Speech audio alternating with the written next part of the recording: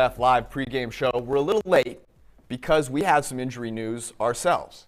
Eric fell off a bike, got in a tussle with a car. He survived. The car, not so much. Not so much, no. But we're playing through pain. There's some quarterbacks who are going to be playing through pain. Drew Brees not being one of them. I'm George, Sam, Eric, as I mentioned, and then Ian is joining us from Columbus, Ohio. He was here last week, but absence makes the heart grow fonder. We're going to run through the first 4 games here of the slate. We're going to talk everything from spreads, totals, props, and fantasy. We're going to hit every single game, even though we had a 10-minute delay. So we're going to start with Steelers-Jags. Steelers are 4th-ranked team. Jaguars, number 31. Jaguars are a 10.5-point underdog at home. Jake Luton, I have a stat. You ready for this stat? Jake Luton's pass rating under pressure, 0.8. Yes. If you don't know what passer rating is from, it's never from like 0 to 158.3. It's like 40, 39 to 158.3. I don't know how this happens. He regresses back to average. If I had to, I would take the Jags here. Yeah, I mean, the passer rating of an incomplete pass is 39.6. So Jake Luton has not been going tremendously well under pressure. The Steelers are still on a record-setting pace in terms of pressuring opposing quarterbacks, 47% of their dropbacks. I agree with you that at some point Luton's going to regress back towards, just generally bad, not ridiculous statistical bad. On the other hand, it's not going to be enough to overcome that volume of pressure. I think like he's toast. Pittsburgh has the most unpredictable defense in the NFL this year, and I think that is probably not going to be an issue for teams like Kansas City. It really wasn't an issue for Baltimore. Some of the good teams will be fine. Dallas Cowboys. Dallas Cowboys covered the number. That's my point. And I think in many ways because of the poor play of the offense. If the offense plays even like average for them this week, I don't see Jacksonville scoring enough points for Pittsburgh to cover. That being said, it's a lot of points for a quarterback like Big Ben, who I just don't think you really want to lay double digits, especially on the road here. Ian, you are also taking Pittsburgh. And there are some Steelers wide receivers, actually many mouths to feed in Pittsburgh. How are you ranking those wide receivers this week? I think it's fair to fire up all 3, with a good amount of confidence in pretty much any league you're being. Deontay Johnson at this point, I think, has earned, wide receiver 1 treatment in Pittsburgh. He's only really had 5 just injury-shortened games at all this year, and every single one he's caught at least 6 passes, and again, has emerged kind of as that number 1 guy with everyone healthy. But Claypool and Juju, as long as Big Ben keeps throwing the ball to his heart's desires, I think all these guys can put together, decent enough performances. It's hard to find these types of offenses, but you look at these past 5 games, or past 4 games, and Roethlisberger's had 49, 32, 42, and 46 pass attempts. I mean, earlier on in this season, we were seeing more of a ball control offense. Big Ben still has a career low average target depth, but, even last week in that Bengals game, and they just dominated from start to finish, they were happy to lean on his arm and lean on the passing game. So maybe this is the week James Conner gets right, but, against this Jaguars defense that's 28th in pressure rate, explosive pass play rate, dead last in yards per attempt, Big Ben and all these wide receivers, I think, can have big games. Okay. Prop King coming in hot. Everyone loves Pittsburgh. They're great. They're fantastic. They have the Baltimore Ravens on Thursday night. And that means maybe a little bit of a letdown spot here, despite Mike Tomlin's insistence that this is not a Big Ten versus MAC game. Jake Luton, over 1.5 passing touchdowns, is plus 160. You bet 100, you win, you get 160. Those are nice odds. They're going to be playing from behind, come through the back door, thanks to a Jake Luton touchdown pass. And then Juju, he's the 3rd best receiver on the Pittsburgh Steelers, under 61.5 receiving yards. Those are my 2 for this game. We'll move to a game that actually might be close and intriguing. Titans at Ravens. Titans number 9. Ravens still number 2 in our power ranking. The Ravens a 6-point favorite, of course, without Marshall Yanda, who's retired, now Ronnie Stanley. That offensive line looks completely different. So Ravens a 6-point favorite, kind of heavy. My thought is if Tennessee just figures a couple things out, they easily keep this close. Remember, they beat the crap out of this team just a few months ago. What are you thinking? Yeah, though I think they have similar problems, right? Their offensive line is banged up as well. They're down tackles on both sides. For some reason, their first-round draft pick still can't get himself on the field, despite the fact they could really use that kind of player. I like the over in this game because I think neither defense is particularly well equipped to stop the opposing offense, even with those offensive line struggles. Tennessee is 24th in explosive run percentage allowed. The Ravens, even with the issues they've had up front, they're going to have some big plays. And then, Tennessee's offense is still good enough to get some points going against Baltimore's defense that hasn't been as good as we thought it would be. Here's the interesting thing, though. both these offenses like haven't really found themselves. Right. Like the Titans are good at throwing the ball, but they don't do it. The Ravens have taken a huge step back throwing the ball, and now they don't have a tight end to use their 2 tight end sets. Do you think that holds them back this week? I mean, I think they need to figure out some kind of pivot, right? Because the answer is unlikely that you bring in an extra tight end off the street to keep running the heavy sets. Pivot to the speed guys. Eric is available, free agent. Perfect. Tight end. But that being said, Injury report though. when you look at the Titans, obviously no Saffold. They're finally putting Isaiah Wilson on the active roster. He spent most of the offseason getting COVID, but he's finally found his way on here. No Adam Humphries, and then in the secondary, no Adoree Jackson, no Kenny Vaccaro. If there were a game for the Ravens to get right throwing the football, it would be this game. That being said, the Ravens are going to be probably without Calais Campbell, not necessarily as good defensively as they were a season ago. It's so like you don't want to coach bets, right? You don't want to say, look, if I were the Titans, I would throw the ball more, and hence I would win this +6, right? You deal with what is, and I don't know if I have the kind of faith in the Titans to do what's necessary to win this game, which is to throw the ball on early downs. But that's why there's a beautiful thing called a spread, and it's 6 points. If the Baltimore Ravens win by more than 6 points, that is a blowout, basically, right? Yeah. They're winning by a touchdown comfortably. The Titans, if they're behind, they can throw the ball to get through the back door. The Ravens' passing offense went from top 5 to like bottom 7. That's a huge loss, and now they have no identity because they can't run those 2 tight end sets. They had 0 after Nick Boyle went out last year. So you're making a huge, kind of coaching assumption that their offense will figure it out if they're covering this number. Ian, you are with me on the Tennessee Titans. Thank the Lord. Someone in their right mind here. Talk to me what you think that means for Lamar Jackson, the QB 1 or 2 going into the year. I'm with you on the Titans, but I do think Eric has a point where this could actually be the get-right spot that this Ravens passing game has been looking for. I mean, our own Mike Renner had an article up on PFF.com earlier this week looking at, the differences and the problems with the 2019 Ravens versus 2020 unit and taking Boyle out of the picture. I mean, it sucks he had that injury, but starting to get, all track team, get Duvernay out there more and just get more overall speed on the field could help this offense create more of the big plays that we've just kind of seen lacking from the unit the entire season. So maybe a blessing in disguise, we'll see. But either way, in this matchup, I'm with Jadeveon Clowney now on IR with against a defense that I just think hasn't really been all that great all season long, should be the get-right spot for Lamar Jackson in this passing game. Maybe, just maybe, we get the squeaky wheel spot for Hollywood Brown we've been hoping for the better part of the last month or two. But, the big note for me is that 2019 versus 2020, Lamar Jackson, same exact average release time, 2.76 seconds both years. Problem is this year his pressure rate has risen 6%. So, Lamar, not saying he's been quite as good as he was in 2019, but it's a team sport, and I do think, his offensive line, some of his weapons haven't quite been playing at the same level either. But hey, they got the Steelers next week, but really up until week 16, more kick matchups, more weeks than not. I do think Lamar, even though he's disappointed so far, he's the QB8 on the season. QB10 on the season, QB8 in my rankings this week. I think we see him in that top 5 more weeks than not until week 16. And you have Mark Andrews here solidly in the top 3 among tight ends. I think that makes a lot of sense. Do you think, though, that his numbers get that much better because they don't have – I mean, it's not like Nick Boyle was eating targets from him, right?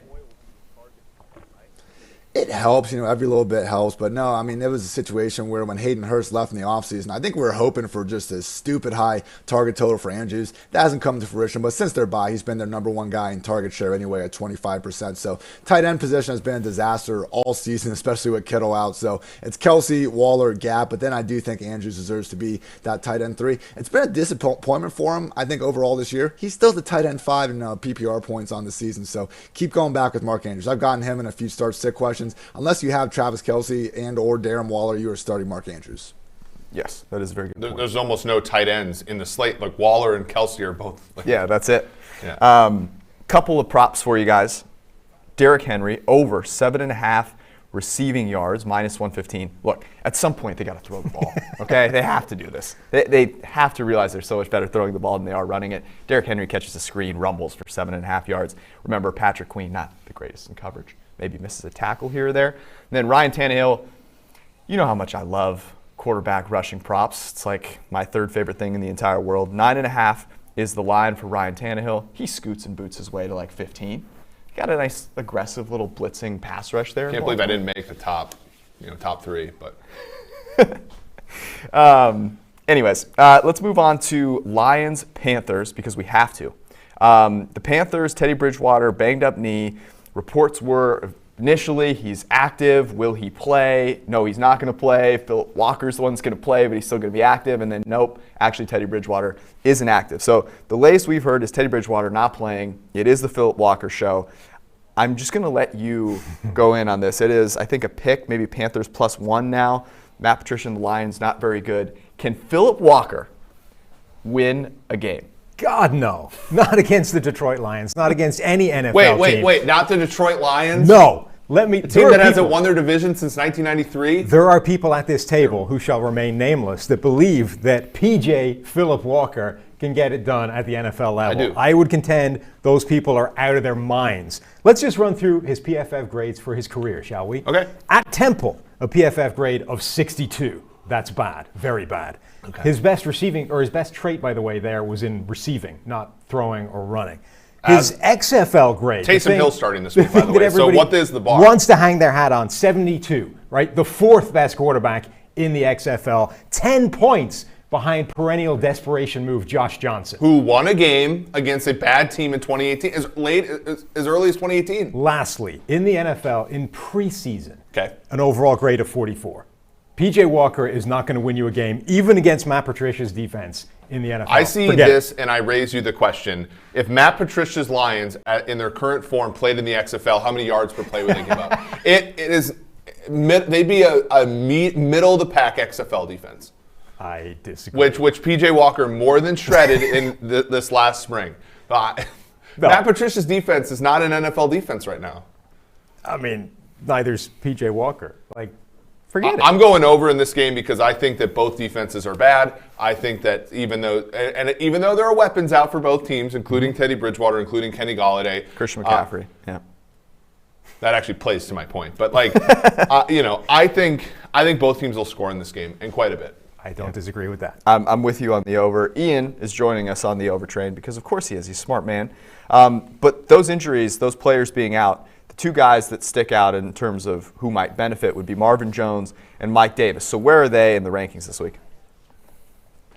Marvin Jones has 5 touchdowns in 5 games without Kenny Golladay this year. So even if I think, not having Golladay out there is more of a net loss for the offense than, really helping any one guy, I do think Jones, I was on wide receiver 28 this week, starting him ahead of guys like Brandon Cooks, DJ Moore, Jamison Crowder. Just think that scoring upside, as long as Golladay is out, is something that we can take advantage of. Mike Davis, I think, is someone that we should also go back into well with. Lions have allowed more fantasy points per game than running back position than any other defense this year. I have Davis as a top 10 back this week. With his kind of sputtering starts, it's been more due to just the weird game script than anything. The Panthers have only run 52, 43, and 47 plays in his last 3 starts. Usually we see them well over that 60 play mark. But I would caution expectations with this Panthers offense. The one kind of big takeaway I had from watching, every snap PJ Walker took in the XFL was when the play breaks down and he starts operating off script, things went great. He's a really athletic dude and he can make plays, out of the pocket and stuff. He had a 15% touchdown rate when he threw the ball in more than 2.5 seconds. The problem was when he tried to work inside the offense, put his foot in the ground, throw to his first read, he was the 7th rated quarterback out of 8 players in the XFL when he was, working before scrambling out. So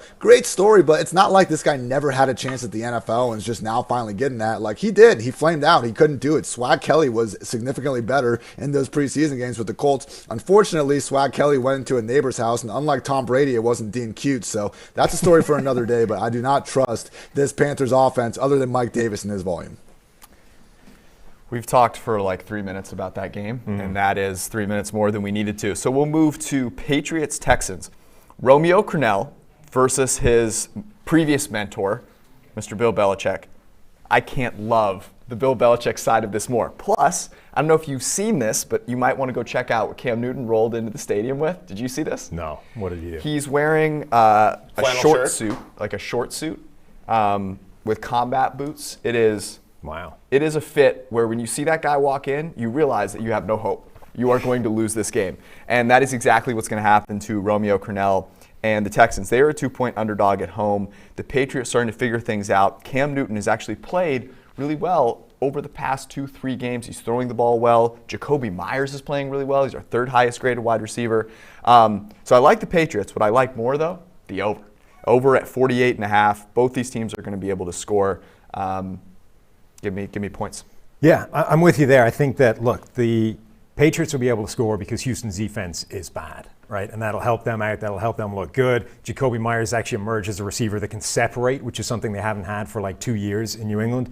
But Deshaun Watson. Tom Brady got great separation on that little.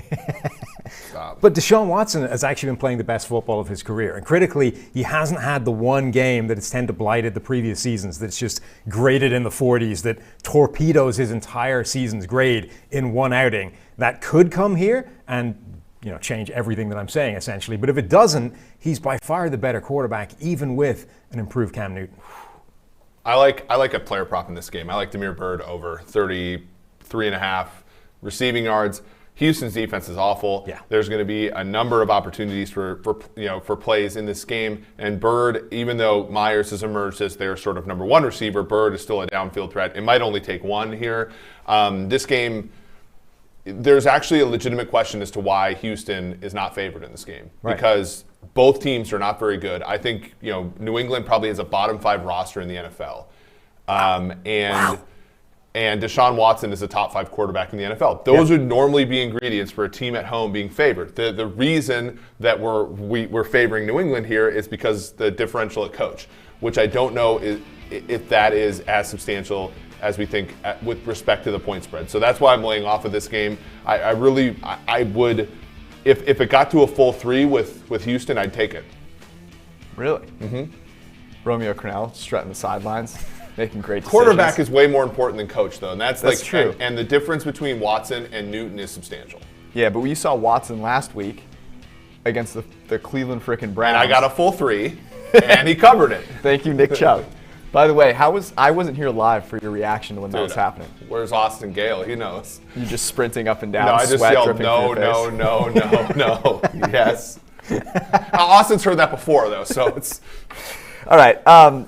Ian, Cam Newton has played well recently. Looking at the PFF rankings, Kevin Cole has him as the second quarterback this week. You have him more in that 9-10 range. So definitely a guy that you're starting. Is he starting to move back towards the guy that you saw as potentially being a top 5-6 QB heading into the season? Yeah, he had the rough stretch, immediately kind of after getting back off the COVID list. He was the QB 29 in week 3, QB 14 in week 6, and then QB 27 in week 7. But since then, we've gotten 3 straight top 13 finishes. And I just think in this matchup against the Houston Texans, like what we've seen from the Patriots over the past few weeks, when they're going to throw the ball, it's going to be Jacoby Myers. And otherwise, they want to be this, power run first team. And I think against the Texans defense that ranks 29th in yards allowed before contact per rush, this is the perfect game for Cam to get on track. Maybe it's Damien Harris, Sony Michel, whatever. I'm not sure who's going to be a lead early back now with Sony back in action. But Cam, he's been the guy near the goal line, on pace for 16.9 rushing touchdowns this year. Both him and Kyler are trying to break, Cam's own record at this point. So we'll see if they get there. But yeah, I think Cam is back in that top 10 range. I am starting him ahead of guys like Ben Roethlisberger, Matt Ryan, Ryan Tannehill. No problem. I have 3 props that I like in this game. I like Damiere Byrd, actually. That's a nice one. I had that one down. But the king, Rex Burkhead. 12.5 receiving yards, over, -125. Are you kidding me? Jermichael Pasty, baby. An opportunity to feed Rex Burkhead against a defense that is soft and has no idea how to defend anybody? Yes, absolutely. 12.5? Come on, -125. Cam Newton, over 1.5 passing touchdowns. It's +135. Everyone's expecting him to run. Maybe we get a little play action, a little pop pass, a little trickery. I like it. And then Cam Newton, over 19.5 completions, +100. He's throwing the ball really well. They have receivers, as Eric alluded to, that can actually get open. They're going to be trying to load up to stop him against the run. 20 completions, easy, no-brainer. We'll be right back with some stacks that you need to have in order to win your DFS tournament. We're about 60 minutes from kick. We'll be right back.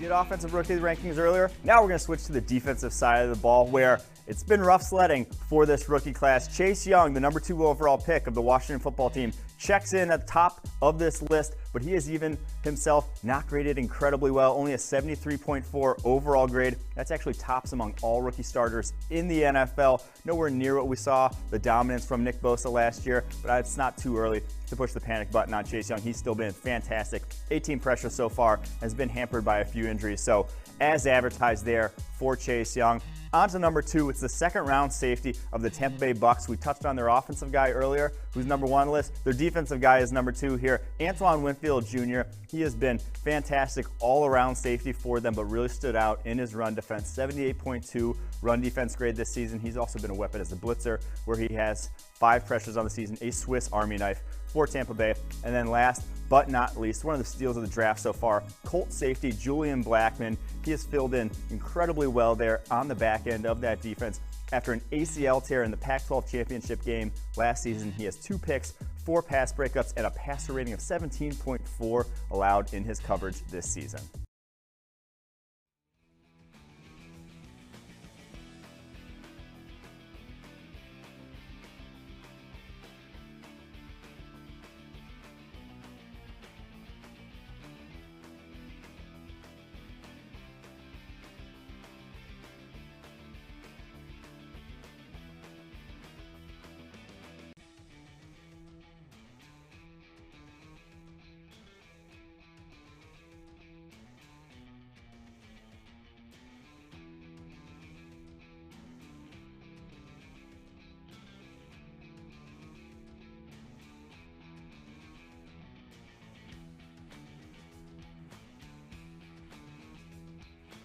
Focus. We're back. Eagles, Browns. Browns 2.5-point favorite in Cleveland. 42 degrees, rain, 11-mile-per-hour winds. Not sure why anyone wouldn't want to move to Cleveland. But the Browns are interesting because they are playing better as a team than they were last year. Baker Mayfield isn't really playing better as a quarterback. And you get the Eagles now who just lost to the Giants. What's interesting about this one is I look at this and I go, they're getting a better quarterback matchup than they had last week. Daniel Jones is playing better than Baker Mayfield. The question is, can the Eagles as a team actually come together and play decent enough football to win one of these games? Total of 49.5. I don't really want to bet on either quarterback, so I will take the over in a game that probably has a couple of mistakes where you go, holy cow, he threw that pass? This is amazing. This is like the quarterback regression bowl. You've got Carson Wentz coming off that 2017 MVP caliber kind of run down to this, leading the NFL in turnover-worthy plays with 23. Yeah, hold on, not just leading. It's a landslide. 6 more than anybody else. Baker is number 5. Like, he's right up there. He's gone from that all-time great rookie performance to what the guy is right now. 1 grade this season in a game above 75, and that was against the Bengals, who, let's face it, let everybody get back on track. Like, I don't like either quarterback right now, but the Browns are better around the quarterback. Like, everybody's waiting for the Eagles to jump back and become better. They might just be bad, whereas the Browns are good outside of Baker Mayfield. I think this is, it's fitting, right? This is called a mistake on the lake, and all that Carson Wentz can manage is mistakes. We were talking about, can he improve? He has irreducible awfulness right now, which is that the fact that 20% of his dropbacks are negatively graded. The best he can do is beyond 80% on target, and then of course you add in drops, which their receivers aren't very good, other than Fulgham, who wasn't featured last week, and their offensive line isn't very good anymore. This one, though, because of the weather, I'm going to go on the other side of George. I'm going to take the unders in this game, and I think because we've seen Cleveland. Hold on, your pick is the over. Well, with the weather coming in, though. Oh, really? Yeah. So you had a bike ride, you fell victim to the weather, and now you're flipping your pick. That'll change your perception. Experiential. Yeah. Well, but the weather outlook has changed substantially since we turned these in, right? So I'm gonna go a little bit under here because we've seen evidence in most situations. The teams don't change their quality of play at all. We have seen, though, in these Cleveland games, they have basically just said, look, we're going to put Baker back in the case, and we're going to run the football with these 2 running backs, and our defense is going to make just enough mistakes to get the ball to midfield and take on a punt, much like they did last week. Break glass in case of emergency. Yeah. Right? Yeah, like that, and I don't know, maybe not necessarily full game, but like first half is 23 at this point. That's, I think, a fairly safe bet at this point with the weather the way it is. All right, weather, that means you expect running backs to get tons of touches. Ian, Miles Sanders and the Browns running backs, where do these guys fall? Are you bumping them up at all because of, as Eric said, the weather, which apparently no quarterback in the NFL can handle? No.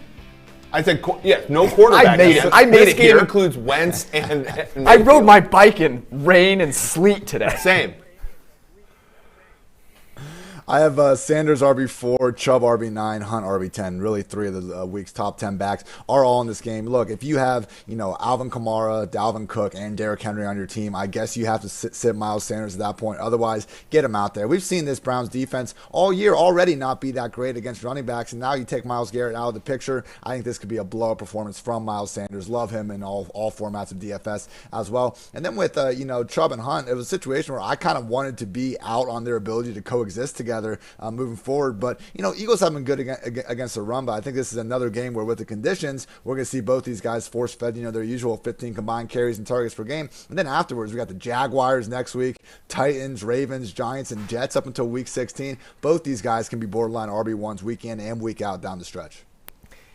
I'm going to pivot with my prop here, okay?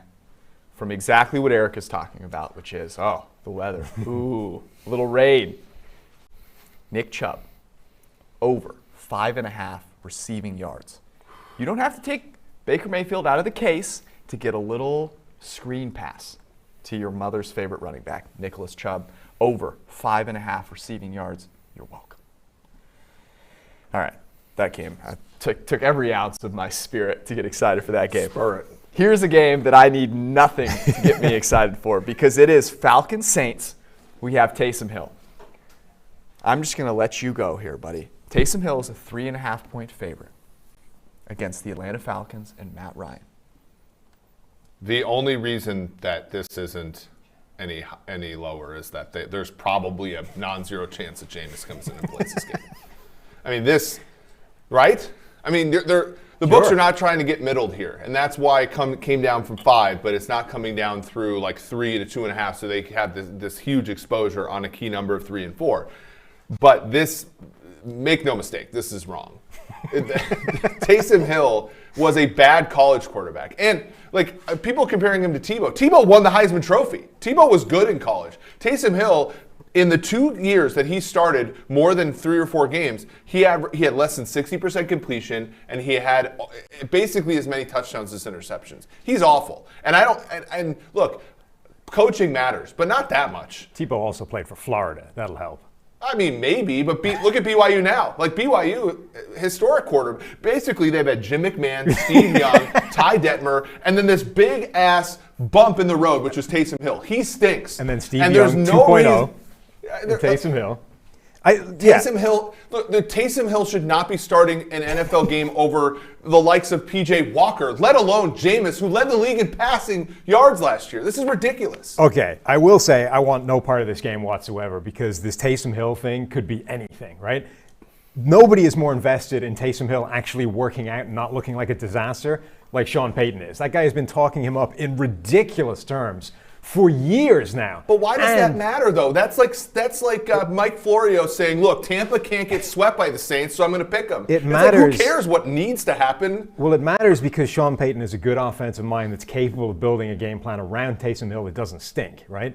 And I think there's a decent chance that could happen. And unlike P.J. Phillip Walker, I will say there isn't that much evidence in Taysom Hill's previous career that he's actively terrible at quarterback, right? His grades in college weren't great, but they weren't terrible. They weren't P.J. Walker. His play in preseason in the NFL, where he's actually been doing quarterback things, has been solid. Like, he might not be a disaster, but I wouldn't want to bet on it. Here's the problem. Both of you are talking about him as a quarterback. You know who isn't talking about him as a quarterback? His coach, Sean Payton. Sean Payton here is playing brilliant mind games with the Atlanta Falcons coaching staff. You know that scene from The Office where everyone's freaking out? That was the Atlanta Falcons coaching rooms for literally from Wednesday through Saturday because they have no idea what to expect. Sean Payton is probably going to throw Jameis out there, have him throw 5 passes. He'll probably have – Andrew Siciliano said he thinks Taysom Hill is going to throw a pass to Jameis Winston. And that wouldn't surprise me at all. He's going to confuse the living hell out of everyone, including us, by the way that he plays this game, the way he calls this game. That being said, there is no way in hell, there is no chance that I am taking the New Orleans Saints as a favorite with an unknown at quarterback. All those are true, but like in 2011, the Broncos were also like, well, we're going to play Brady Quinn on third down to sort of, curb this nonsense. And never were the Broncos favored in any of those games, right? Like they didn't have Sean Payton, though. Don't shame Sean Payton. Sean Payton knows what he's doing. Look, it's blasphemous. What we're doing right now is we're taking this sample of the Saints defense over the last 3-4 weeks, and we're again, it's like we get these beer goggles about defense, and we gravitate towards them. It was Tampa Bay a couple weeks ago. Now it's New Orleans. Like, they're just another defense, right? Atlanta's a great offense. Matt Ryan's a top 5 player this year in WAR. He's had a really good year. Ridley, Jones, all of them. Like, they're going to score. Do we think that Tim Tebow can come back and actually, not only, separate here, more than the 3.5? I don't think so. They could get lucky and win, but I don't think that they're going to cover the number. Marshawn Lattimore also is not playing, which makes me even more excited about the potential for the Falcons to cover this number. That being said, do you like pain? If so, bet on the Atlanta Falcons and enjoy yourself. And bet all the Taysom Hill unders, 15.5 completions, yards, all this stuff. Let's talk about Taysom. I don't know if you know this. Taysom Hill has tight end eligibility in some fantasy leagues. Not sure if you've heard. Well, because he's a tight end, so it makes sense. Ian, Taysom Hill, he's a quarterback. Are you playing him either at quarterback or tight end or running back or anywhere else?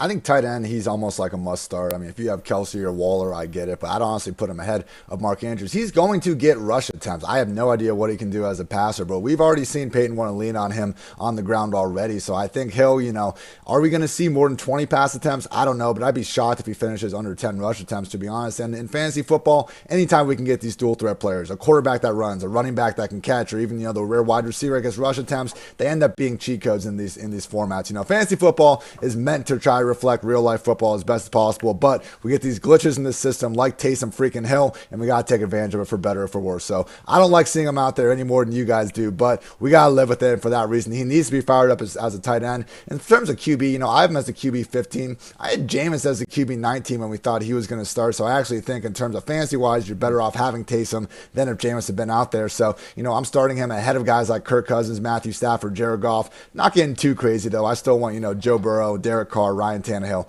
ahead of Taysom this week. Yeah, I mean, it's interesting. The rushing floor for Taysom Hill is so high because he's arguably going to be better as a runner than as a passer. Here's a question, George. If they bench Taysom at quarterback, does he come back and play? Like when the Steelers benched Cordell Stewart, it took a few games for them to start playing him at wideout again. Like when Taysom goes 0 for 7 in the first quarter, and they put him on the bench for Jameis, do they play Taysom at tight end after that, or is it sort of is it awkward? These are the questions we should be really asking. You know what's going to be awkward is when he underthrows Mike Thomas down the football field, but Michael Thomas catches it, and everyone goes wild, and you're getting roasted on Twitter for that. I'm here for your responses when that happens. Bengals and football team in Landover, Maryland. This should be a pretty mild game in terms of weather, 53 degrees, 7-mile-per-hour winds. Washington favored by just one, total of 47.5. Joe Burrow didn't look good against the Steelers. Why? Because the Steelers are a perfect matchup for the poor Bengals who can't block anybody. Joe Burrow's been under pressure more than just about anyone on the planet. So this game, an opportunity for them to get back on the board. And here's the other thing. Washington football team, they have some weapons. Antonio Gibson, Terry McLaurin. Give me over 47.5 in this one. Agreed. Bounce back game for Joe Burrow. I'm not at all worried about his ability to execute that offense to score some points. And I think Washington is going to cook because Cincinnati's defense was already bad and they've been banged up and playing worse over the last few weeks. Since week 7, the Bengals are allowing a passer rating of 126. Patrick Mahomes and his 25 touchdowns to 1 interception is 10 points lower than that. They are going to turn Alex Smith into a damn superhero this week. Look, if Andy Reid could turn Alex Smith into Patrick Mahomes, so can the Bengals defense. Yeah, I like the over this game too. I mean, it felt like a natural transition because we're talking about Alex Smith and then Andy Reid. This is a great stack game, right? Because you have the Bengals who I think are not going to they're not going to have the ball and chain of Joe Mixon to run the football with. Hey, they have pretty good receivers in Boyd and Higgins, obviously. Higgins continuing, as Chad Johnson said, the tradition of wearing 85 and getting fined last week. And Alex Smith is going to throw a pick 6 in this game to Jesse Bates because he's been erratic this year, and that's all conducive to overs. So I like the over here. We had the Bengals early part of the week at +1. I still think that's a good value. The only sneaky thing here is Washington football team with a win is like in the thick of it. They would be tied in the win column with Philadelphia for NFC East, whatever it's supremacy. If you want to call it. So this is a really interesting one. I wonder if Washington plays a little scared and sort of condensed as a result of that. Thinking they have a shot at the playoffs. Interesting. A little scared, condensed. Joe Burrow really hurt my soul and my fantasy teams last week. Bounce back for him, Ian, and where would you rank him? You said you'd have him obviously ahead of like a Taysom Hill. Is he ahead of a guy like a Cam Newton? Where is he falling this week? He's my QB 13. I do have Cam, Roethlisberger, Ryan, and Tannehill ahead of him. But, he has a league high, 418 dropbacks through 10 weeks. So, this matchup actually kind of concerns me a little bit. I think the Washington football team might be able to win because even if they aren't the Pittsburgh Steelers, their defensive line, that's probably the single best position group in the entire NFC East. So I know that's not saying a ton, but I do think, Chase Young and company have a chance to make life tough on Burrow. But even if we're going to see reduced efficiency out of him, I think there's going to be more than enough volume to go around for him and T. Higgins and Tyler Boyd. I think, the bigger question is what to make of the other side of the ball because we know we have Terry McLaurin. That's great. Wide receiver 12 in PPR points per game. Terry McLaurin needs to be in your starting lineups. But in this backfield, nobody in the entire league has more targets than J.D. McKissic over the past 2 weeks. Look, I've been an Antonio Gibson truther all year. I want him to be free as much as the next guy, but unfortunately, we got to try to play with what, the coaching staffs are doing. So again, I have McKissic ranked ahead of Gibson. I threw up while I did it. I don't like it. But honestly, both these guys can be treated as, low-end RB2s. It's so frustrating because if McKissic was out of the picture, we'd be talking about, basically DC CMC being Antonio Gibson out there just getting absolutely fed touches. That's not the reality we live in, unfortunately. Fingers crossed this clears up before 2021, but for now, McKissic and Gibson low-end RB2s. It's so hurtful because Antonio Gibson was a freaking receiver in college. The whole point of him coming out was like, oh, it's great. This guy is a weapon. He'll be a receiving weapon. I obviously bought into it full sail and now have him on all of my fantasy teams. But if you look at the PFF rankings here, you alluded to this. A share between Hunt and Chubb, both those guys ahead of Antonio Gibson, where you could see if Antonio Gibson just got a full workload, that's not even a question. And that hurts my soul. A couple of props here. In 7 months, Ron Rivera has compared both of his running backs to Christian McCaffrey. If they ever see each other on the streets, I feel like McCaffrey has the right to be pissed off at Rivera. He's just comparing, this running back to journeyman now again and again. It's getting absurd. What does that say more about? The running back position, look, Ron Rivera? Ron Rivera's wokeness is something I really like. To. Yeah. He's got some valid points. Both great receivers. I don't know. I think and plus Mike Davis playing really well in Christian McCaffrey's stead. We really hate seeing it. These might be my two favorite props of the entire slate here. Joe Burrow, over 9.5 rushing yards. Last week wasn't a great week for his over rushing yard prop, but the Pittsburgh Steelers defense, totally different than the Washington football team defense. He scampers for over 10 yards rushing. And then Alex Smith, comeback player of the year award takes a little bump this week because over 1.5 passing touchdowns, -105. You heard what Sam said. The Bengals turn every quarterback into souped up Mahomes. So Alex Smith, congratulations. You're going to get at least 2 passing touchdowns. Those are the props. You can go to PFF.com and use the props tool to see all of the edges that we have on both overs and if you like to sweat, the unders as well. We'll be right back. We're going to do some start sit with Ian in about 60 seconds.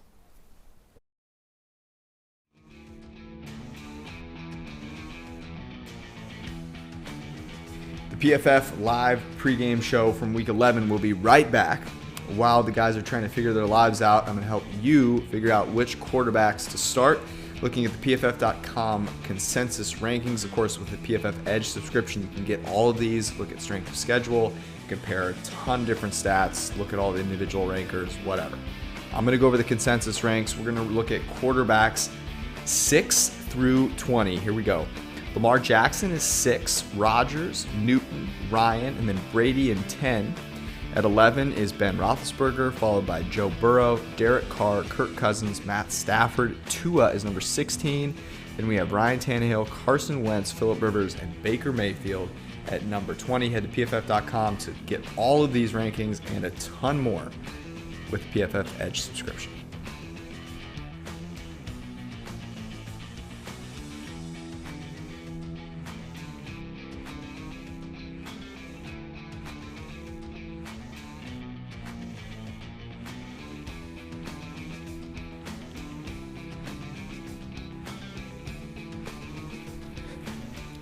Trying to figure out who to start and sit this week, and the only person that I trust to do that is Ian. Ian's lucky that we have the show, or else I'd just be texting him continuously throughout the morning with all of my fantasy lineups, which all fantasy analysts I've heard love. So you can do that on Twitter if you'd like. Ian, let's start at the quarterback position.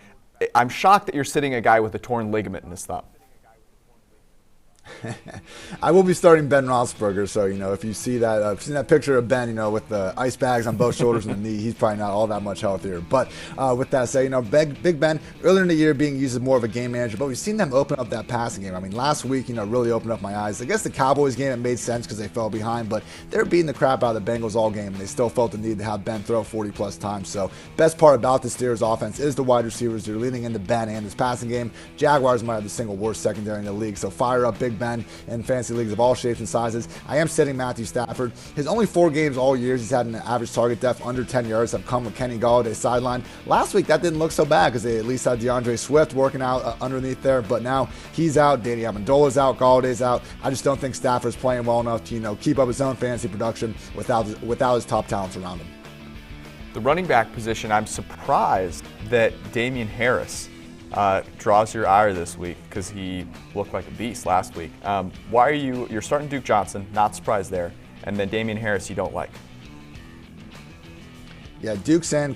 I know he disappointed last week, but 94% snap rate. We got to follow opportunity people. I think the weather was more of a factor than anything about his inability to run between the tackles or anything like that. But yeah, Damon Harris, Sony Michel's back. And if there's been one constant in the New England backfield for really the past 2 decades, it's that we have no idea what's going on when all these guys are healthy. So James White, Rex Burkhead, they eat into each other's snaps. If Sony ends up being like a healthy scratch or something, that's one thing. Then we can get back behind Damian Harris. But as it looks right now, it's a 4-headed committee, and anytime they get inside the 5-yard line, Cam Newton's the one most likely to score. So with these early down guys, we have no targets. It'd be great if Sony was still out because we have such a great matchup against the Texans, but we cannot live with 8 to 10 carries with very few of them coming out the goal line. So if it's any start-sit question with Damon Harris involved, give me the other guy.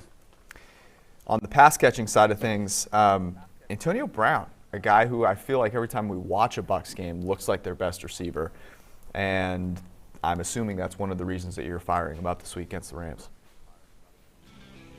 Buccaneers scored 46 points last week, and Brady missed Antonio Brown on a deep shot end zone, and then Mike Evans on a couple inside the red zone. I mean, it was just wild that Brady could play so well, 300-plus yards, 3 touchdowns, and we still saw the potential for this team. So, I think if AB had just gotten a catchable pass when he was running free to the end zone, everybody would be treating him as, the borderline fantasy wide receiver 1 that I think we should be continuing to do anyway. Just so much talent in this passing game. I know the Rams are a stiff matchup, but keep going back to AB well. With that said, sit Devontae Parker. We want volume. This passing game in Miami does not have volume. Credit to Tua for being 3-0 as a starter. Hasn't had to throw 30 times yet, so we just want to try to find these guys going to have the most opportunity to do what they do best, and that is rack up fantasy points. Tight end position, kind of the same thing, man. Like, I want to start Dallas Goedert. I just think he's shown us enough over the years to have that not only talent, but just the volume without Zach Ertz in the picture. Keep going back there. Richard Rodgers, he's doing okay, but, it's going to be the Goddard show more weeks than not moving forward. Then I'm sitting Dalton Schultz. This Cowboys offense, it's made Schultz look okay for stretches, but those are mostly in the Dak days. And I think, with Dalton under center, we've seen him more willing than other quarterbacks to feed Amari Cooper, to feed CeeDee Lamb. We're looking at Dalton Schultz as, probably a number 5 pass game option at best. Try to find a guy with a higher upside. Those are your start sits for this week. On the flip side of this break, I want to tell you why you have to bet the Jets this week. So if this is the time for you to maybe go refresh your beverage, yeah, it's right now. We'll be right back.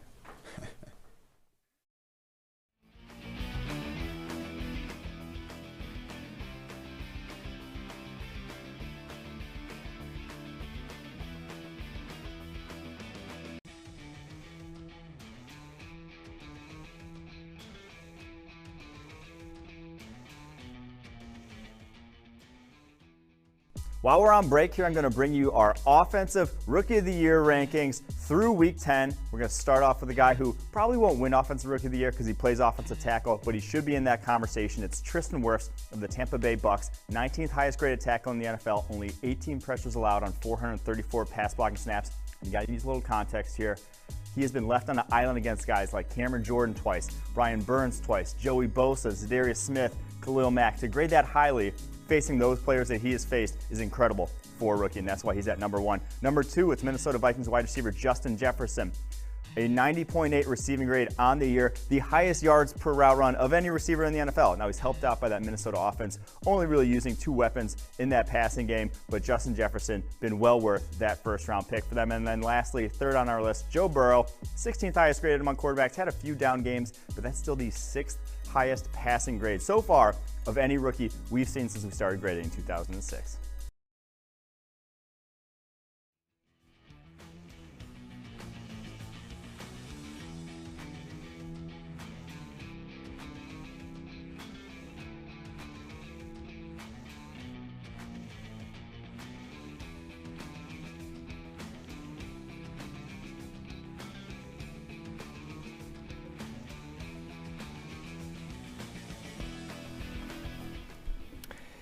We're back. PFF live show, week 11, Chargers-Jets. The Jets are the worst team in the NFL. However, the Chargers are 2-7, okay? Yeah. Let's not pretend that the Los Angeles Chargers have turned over some new leaf and are immediately elite because Justin Herbert gets haircuts and throws long touchdown passes. Like, that alone does not qualify you to be a legitimate team in the NFL. Joe Flacco, I know he's starting here. He looked decent. He has all of his receivers. Here's the thing that people need to understand, and this is why I'm taking the Jets plus 10.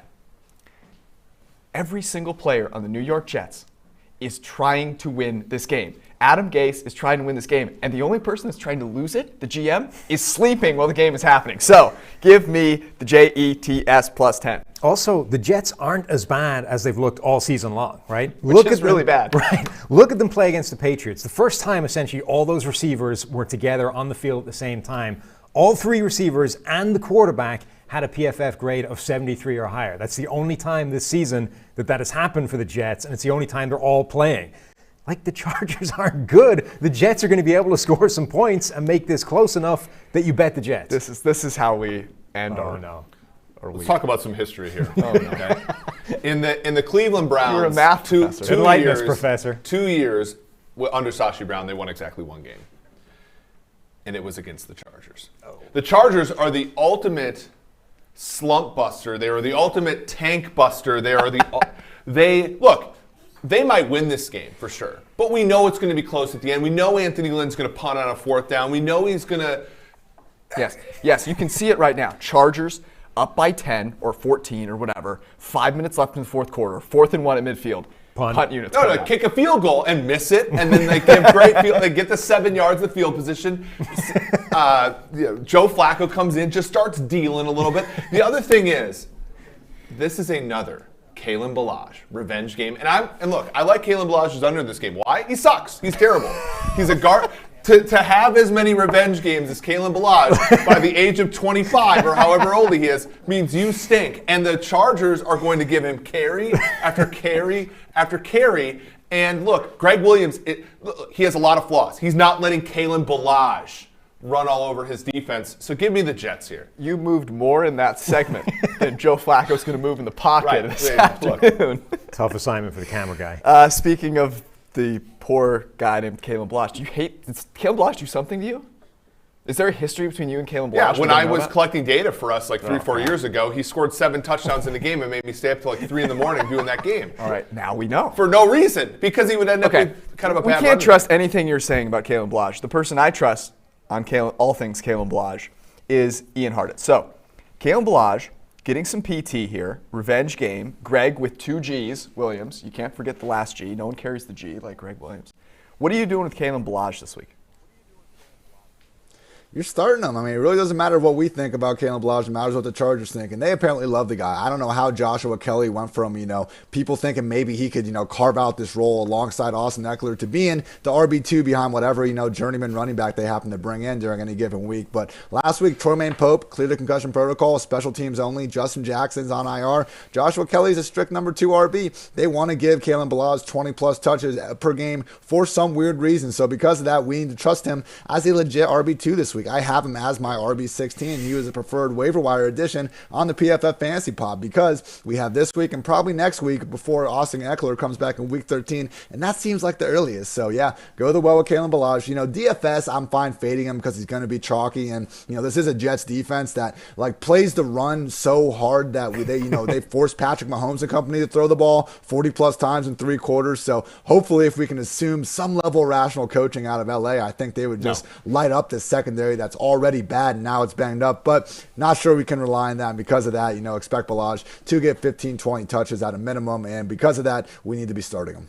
Ian, you're laying the points with the Chargers. Justin Herbert, has anybody with that acne haircut combination scored that much before? Come on, man. They're laying double digits. To be fair, everybody with that haircut acne combination is 15 and in high school. That's what I'm saying. Maybe he's preparing for his role on the new Disney Channel original series. It's that time of year. Sunshine, when he cut his hair and Remember the Titans, he had a better control of the offense. We're hoping that's what's going to happen here with Justin Herbert. He has less hair stuff to worry about in the pregame, so we'll see. But no, I just can't trust Adam. At some point, this Jets team, if they haven't already, are going to come as close as they can to quitting on Adam Gase. And I just if it wasn't in that Patriots game that they really had every chance to win, why not now? I just don't think they've earned any benefit of the doubt. Why not now? Well, the Chargers will have something to say about it. I'm excited for this. I've never been more excited for a Jets game my entire life. That is an absolute stone cold fact. I have 2 props for you beautiful people out there. The first, Keenan Allen. Target monster. The guy we just talked about, Justin Herbert, he has eyes for one person only. Keenan Allen, over 7.5 receptions, plus 105. This game will be closer than people think they'll have to throw. And then, Kalen Ballage, under 53.5 rushing yards. You already heard it. Do it. Make it happen. We've never talked more about a Jets game. We never will ever again. That was incredible. Dolphins, Broncos in Denver. Drew Lock was the reason he played so poorly last week. I don't know if you guys heard, was because, of course, injured. Somehow showed toughness this week, has gritted through it. He's playing again. So I'm just looking at this game immediately, knowing that there's no way I can bet on the Broncos, even as a home dog. They're +4 in this one. Total at 46. The Dolphins are the supremely better team here, but in large part because their defense has played really well.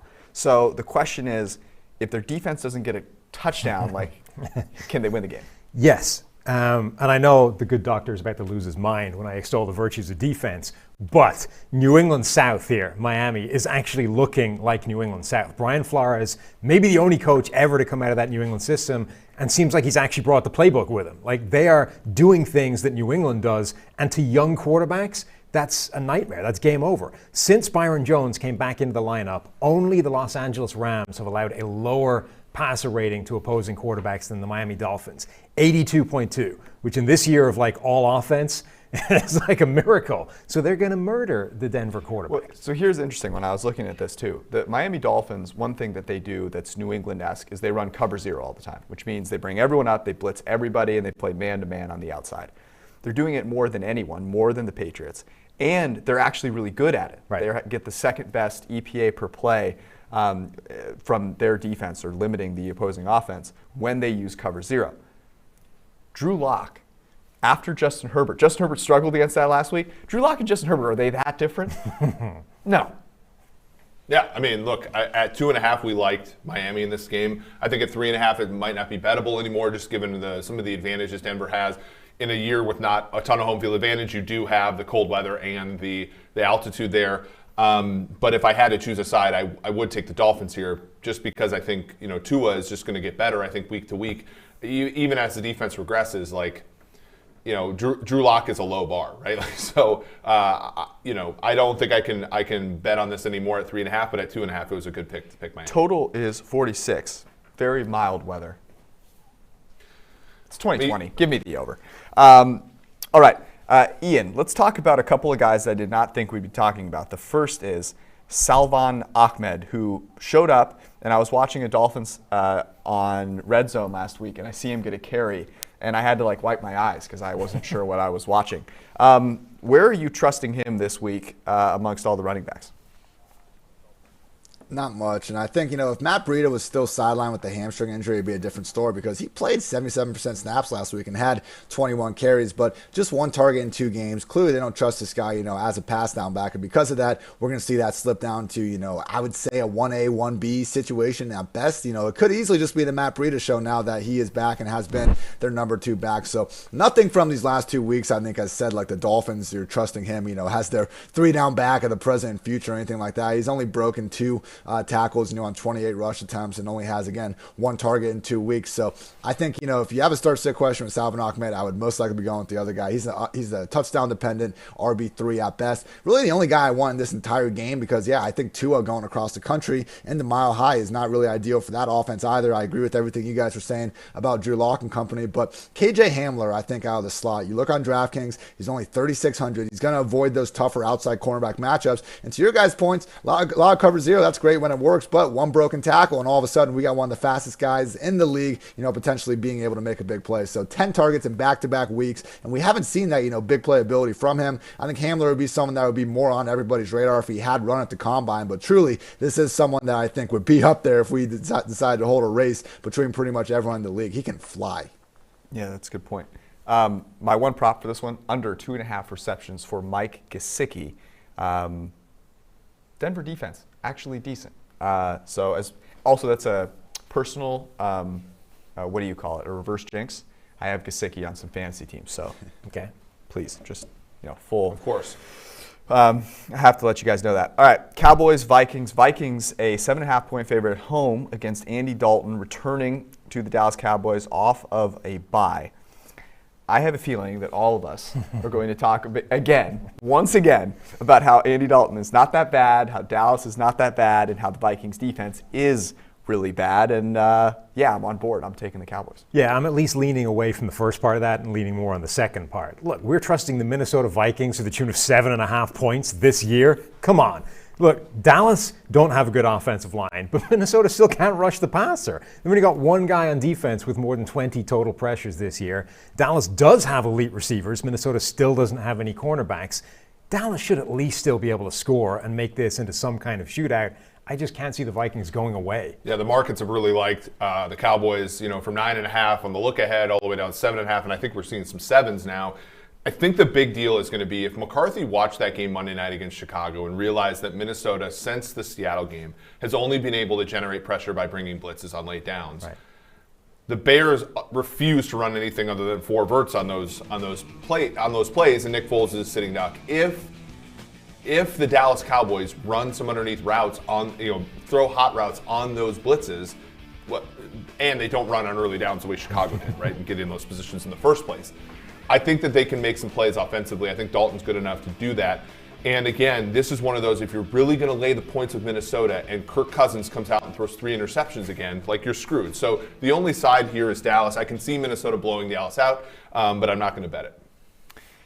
Speaking of running on early downs, 2 running backs that people likely have invested quite a bit in. Dalvin Cook paying off in spades. He's basically the number 1 running back across the board. But I'm curious, Ian, where does our boy, Fat Zeke, show up this week? Poor Zeke, man. I feel like just the fact that Tony Pollard has been better really puts Zeke. Poor? Well, I just feel like Tony Pollard, I feel like he put Tony Pollard on all 32 teams, and we'd probably be having a similar conversation about how he deserves more touches. So 90 million reasons why I shouldn't be saying poor Zeke. I understand that. But I just think that, the idea that he's just bad running back all of a sudden has been a little bit overstated. We need to go back to the well with him in Fantasyland. It's weird that he's no longer this top 5 option, but I do have him ranked 12th this week, ahead of guys like Todd Gurley, Duke Johnson, Giovanni Bernard. Your latest, greatest waiver wire guy should not be starting over Zeke. To your guys' points, I think this Cowboys offense will be a little bit more watchable, a little bit more, NFL ready with Dalton under center. And the big thing that's been missing from Zeke in these past few weeks is just points. I mean, usually it was like, even if we're not getting the efficiency, it's a high scoring offense and he's the lead touchdown guy in that offense. So at a minimum, if this Cowboys offense can go from train wreck awful to just below average, I think Zeke's going to be, a volume based RB1 just because of that. So we all know Dalvin's there, but we'll see, guys. We look at this Vikings defense and they have been bad, but since that bye, they've allowed 22, 20 and 13 points versus, the NFC North opponents. So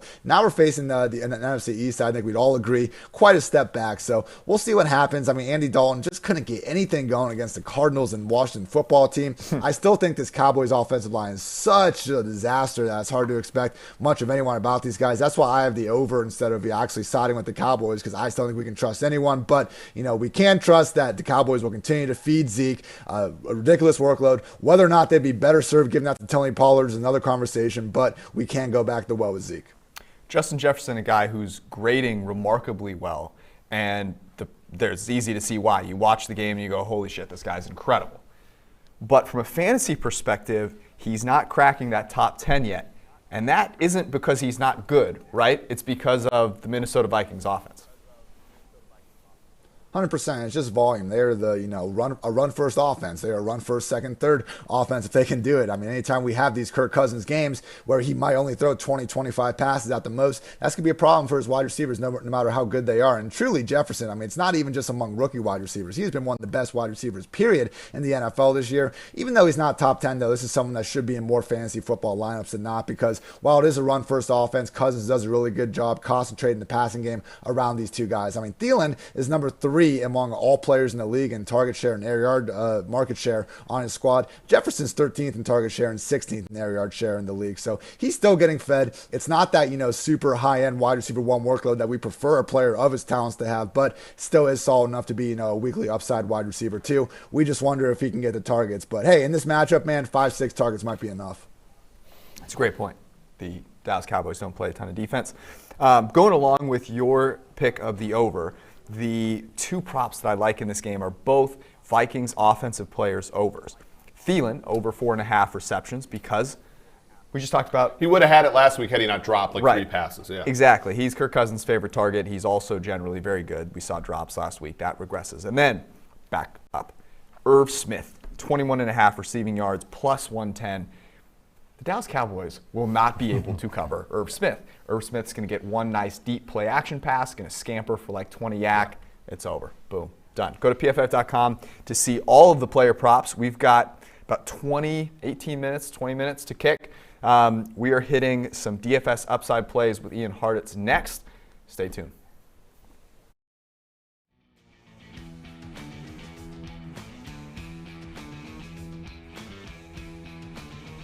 Pregame show will be right back. While we're waiting for those idiots to figure their lives out, we're going to help you figure out your fantasy lineups by looking at the PFF.com fantasy consensus ranks.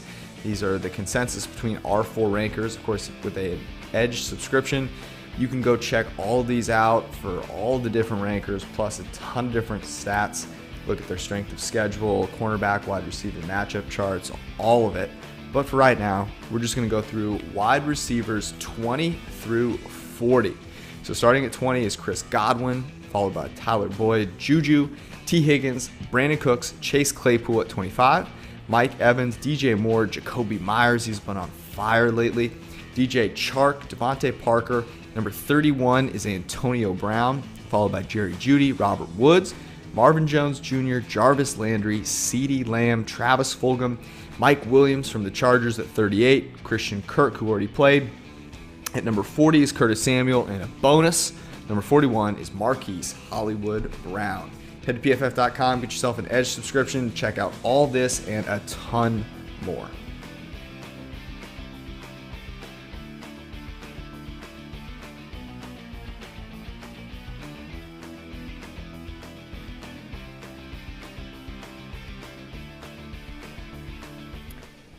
If you're looking for a player to go off this week, maybe they're not one that people think about, maybe low ownership in DFS, Ian Hartitz has got his helicopter plays of the week. These are guys that he expects to, let's just say, make your week very, very profitable.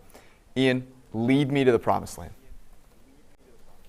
Yeah, trying to pick guys here. Can't have a top 5 price tag at the position. Projecting ownership under 10%. Miles Sanders is my favorite play that fits this criteria of the week at just 6,900. Going up against the Browns defense that we have seen, give up big games for running backs already. And that was with, truly one of the bigger game-changing talents in the league and Myles Garrett being active. So you take him out of the picture. You got a game that's going to be rainy. You can see the Eagles leaning on the run game more than ever. Miles Sanders is one of these workhorse backs that is only priced, I think, at this point because he's had some tough matchups in the past that have kind of warranted it. So I do not consider that to be one of them. Fire up Miles Sanders as a true top 5 RB at the position that is not being treated that way by the public. I also think Mike Davis has 6,800. No Teddy, that doesn't help, but we look at this Lions and Panthers game, and I just think we see two defenses that aren't really going to be able to stop even lesser versions of these offenses. So Mike Davis, even though he hasn't had the production in his recent starts that we saw earlier in the year, still someone that's out there almost every single down. We like to say, our company has said 1 or 2 times that running backs don't matter. The running back's role is what matters in fantasy football. And Mike Davis has anyone's idea of a true workhorse role. I love Mike Williams going up against the Jets defense that I don't think they could guard him when they were healthy and not banged up. Now they're even, in a more worse situation than they were even at 100%. So Mike Williams, always been a bit of a boomer bust guy, but really being priced as more of a true wide receiver too. I personally find him to be one of the more overqualified wide receiver twos in the league. I think going with that Herbert, Mike Williams, Keenan Allen stack, as annoying and tilting as it will inevitably be when the Chargers decide to feature Kalen Ballage over these great pass catchers, I do think that if we find, a scenario where the Chargers are forced to lean on their passing game, we can see them put up serious numbers. And finally, I like Cam Newton at 6,200. You don't necessarily have to stack him with someone, and we did find out that Sony Michel is inactive, so, some things I said about Damon Harris not being a recommended start, I think that goes out the window. Without Sony in the picture, we now have Damon Harris as the lead early down guy. Cam Newton as the lead touchdown scorer still, but this is the Texans' 29th ranked defense in yards before carry per attempt. I think the Patriots will be able to do whatever they want on offense against this Texans defense, and that's been hard to come by this year. So Cam being the engine of this unit, I think he has a chance to, get 3, 4, potentially more touchdowns and flirt with over 300 combined passing and rushing yards. You see what Cam was wearing today? This is the easiest pick of the entire week. Cam Newton going off, baby. My man is finally back and ready to rock. We'll be right back, too, and I have my favorite prop of the entire week. So you'll want to hang out. 15 to kick. See you soon.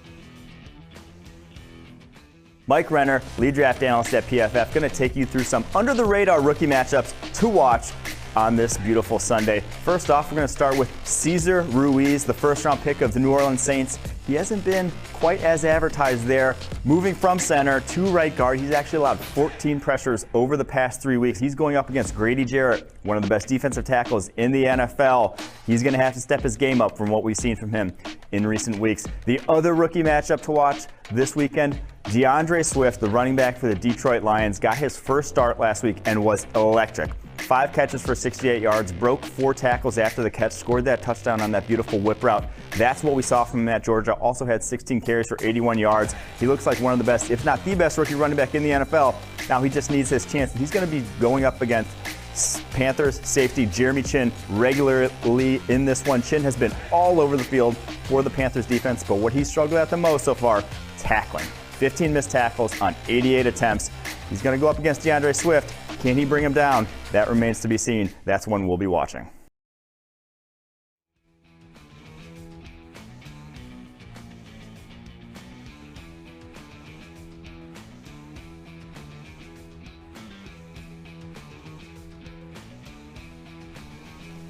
We're back.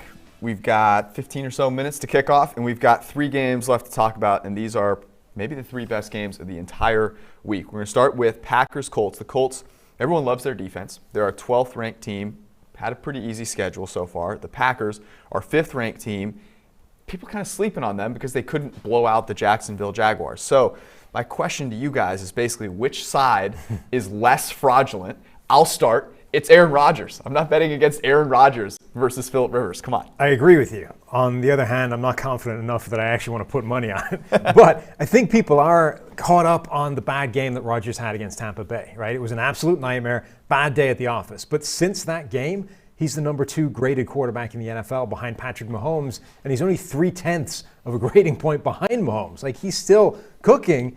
He just hasn't been, he just had that one terrible game that I think everyone is hung up on. Indianapolis is coming off of 10 days rest, playing Thursday night, really handling Tennessee despite the fact that they missed a couple fourth downs. The Green Bay gets Bakhtiari back. That's huge. The right side of their line is terrible, though. And when I look at Indianapolis, they're a tougher team, and they're a better coach team. Green Bay is, well coached for sure, and they have a great quarterback, but they're soft. And for that reason, I like Indy. You're going with toughness. Let it be known that you are betting on toughness this week. No, they're tougher. They're better coached. You prance around the PFF offices making fun of toughness as a reason for anything. No, let it be known.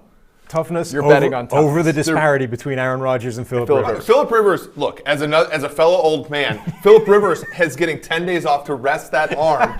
They were very efficient last week. The Green Bay Packers. How is he getting any rest? He has 15 children.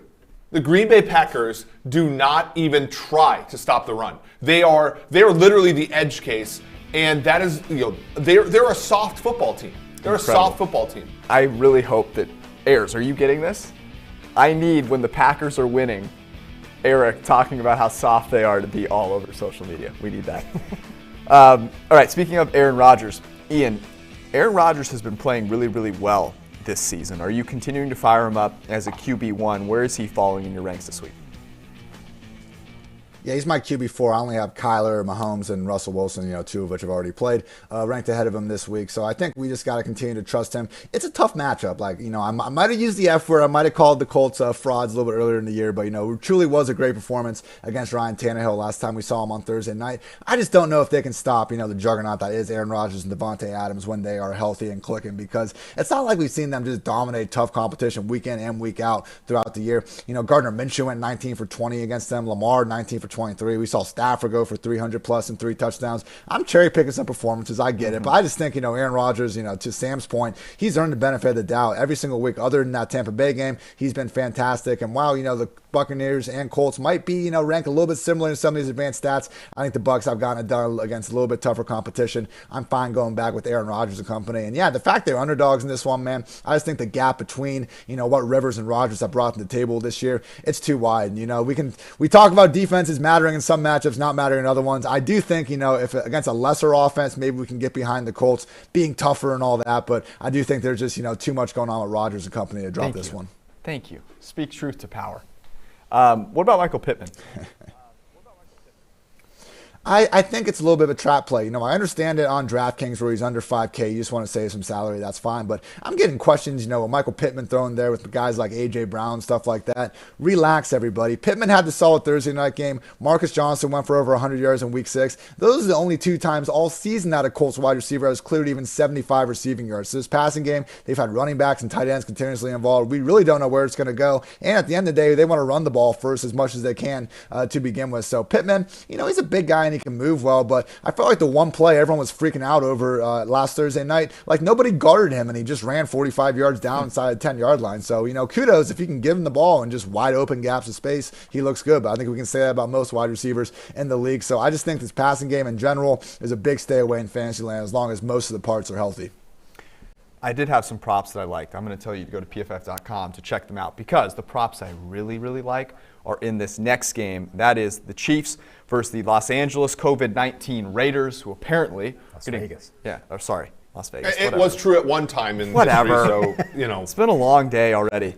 The Raiders are getting most of those players back for this game, and so this line has moved around a little bit. I was lucky enough to get it at 6.5 earlier in the week. I think since Pittsburgh -3 against Cleveland, it's my biggest bet of the entire season. But it's now 7.5. So for that reason, I'm staying away from either side. I like a couple props in this game. I'll talk about it. Total 56.5, points galore. All the points. Take the over. Yeah, I would hammer Kansas City. Look, the Raiders caused him legitimate problems the first time around. They kind of forced us to see Texas Tech Mahomes, right? A guy that was a little bit more erratic, a little bit more confused about what he was doing. 4 turnover-worthy plays in that game. but he's had 6 in the rest of the season combined. Mm-hmm. I don't think the Raiders are going to be able to do that to him twice, particularly not with Kansas City coming off a bye to have had plenty of time to work out what went wrong. Yeah, Patrick Mahomes was credited by us with more pressures in that game, I believe 9, than he has been in all the subsequent games combined. Than any QB this year, actually. Yeah, but and all the subsequent games combined, I think there is statistical evidence that Andy Reid saves his best for certain games. I would say that this game would not be a certain game unless they've lost 1 game since November 10th of last season, and it was against the Las Vegas Raiders. So I do think that they come out guns blazing here. The only thing that's keeping me off of laying 8 as opposed to 7 early in the week is the fact that the Raiders' offense is pretty good, and the Chiefs' defense, while being somewhat unpredictable, was exposed, for some of their lack of athleticism in the game at Arrowhead, and I think that that's not really going to go away. Henry Ruggs is still faster than anything the Chiefs have on the back end, and same with Nelson Aguilar and Darren Waller. We're going to see a couple really good tight ends in this game. So for that, I'm passing. I like the number I got early in the week, as George said, 6.5, 7. Ian, you're rolling with the Raiders. How? I just think it's too much for an offense that we've seen really do good things ever since they got Henry Ruggs in Week 5 for that original Chiefs game. What's been our biggest critique with Derek Carr pretty much his entire career? The guy is never even willing to throw downfield. It's not that he can't throw downfield. He throws a very pretty deep ball, but it's just he's never been willing. He's always ranking in the bottom of the league with deep ball rate. Guys, since they got Henry Ruggs back in Week 9, Carr has posted an average target depth of 9.2 yards. That's tied for 9th among 39 QBs. Derek Carr has been throwing downfield more than my guy Josh Allen since they got Henry Ruggs back in the lineup, and because of that, I think defensive had to respect it more, and we've seen, wide open areas of field for Darren Waller, for these running backs in the underneath areas. So, even he's still not throwing downfield maybe as much as, the top guys, but they've at least put that threat into opponents' minds. I think that's why we've seen him have, elevated fantasy success more weeks than not throughout this year. Last week was just ignore that box score. I mean, Waller dropped long touchdown, Aguilar dropped touchdown, Ruggs had one go between his hands. Derek Carr continues to play really good football. And again, I think that 8-point spread was last time I saw it against a team that beat them last time, and again, it wasn't exactly the most fluky performance we've ever seen. I just think the spread is a little bit too high. Yeah, at 8, it is 7.5, 8. You're obviously getting the benefit of crossing 7 there. I'm with you. Okay, my favorite prop of the entire week. A few weeks ago, the Las Vegas Raiders went into Arrowhead and drove buses around Arrowhead Stadium. That's a mistake. Patrick Mahomes is going to light Las Vegas on fire. 2.5 passing touchdowns is minus 105. I don't know if there's another number missing in that price, but Patrick Mahomes is going to clear 2.5 passing touchdowns this week. I have never loved anything more in my entire life. And then he's going to take his private jet with his $500 million contract, and he's going to rain $100 bills as he circles around Allegiant Stadium. Seems fair. I'm all in. I also like Darren Waller over 5.5 receptions because I don't know if you've seen the Chiefs defense. They don't cover very well, and Darren Waller is by far the best receiver that they have in Vegas. Okay, we're about 3 minutes to 1 p.m. We've got Monday night. It's Rams, Bucks. Bucks a 4-point favorite. We're going to go around the horn, give our pick for this game. I have flip-flopped back and forth all over the place. I'm going to take the Rams +4. Ali Marpet not playing. Aaron Donald eats Tom Brady alive in this game. Yeah, I have taken the Bucks, but I don't like it for precisely that reason. I think Marpet missing is a major thing for them. Brady's had 88 total attempts this season under pressure. 32 of them have come the last 2 weeks without Marpet. That's worrying. Yeah, it's tough because I do think that Tampa matches up with the Rams better than a lot of teams, especially teams in their own division, and we've seen the Rams play better than expected. That being said, there are matchups on both offensive lines here that are an issue. I'm going to go with the defensive line that can exploit it the best, and that's the one with Aaron Donald. Staying true. Toughness. Toughness matters. All of a sudden. Wow. Defense. It does not feel good, but I got to go with the Buccaneers. I think that the best version of this offense, which we still haven't seen yet, which is shocking because they just put up 46 points. Best version of this offense, I think, could be second best offense in the league outside of Kansas City. And as great as the Rams defense has been, I do think in today's NFL, great offense beats great defense. So give me the Buccaneers, even if 4 points is sure a lot. Ian, we missed you here. We enjoyed having you here in Cincinnati, the greatest city in the world. We hope you have a wonderful Sunday. If you don't count 17 other cities. Right, I'm excluding all other cities in the United States. If you want more on the Monday night matchup, obviously check out PFF.com and a bunch of live streams going on before it. Enjoy Week 11. Have some fun. Mahomes over 2.5 passing touchdowns to the bank. See you guys.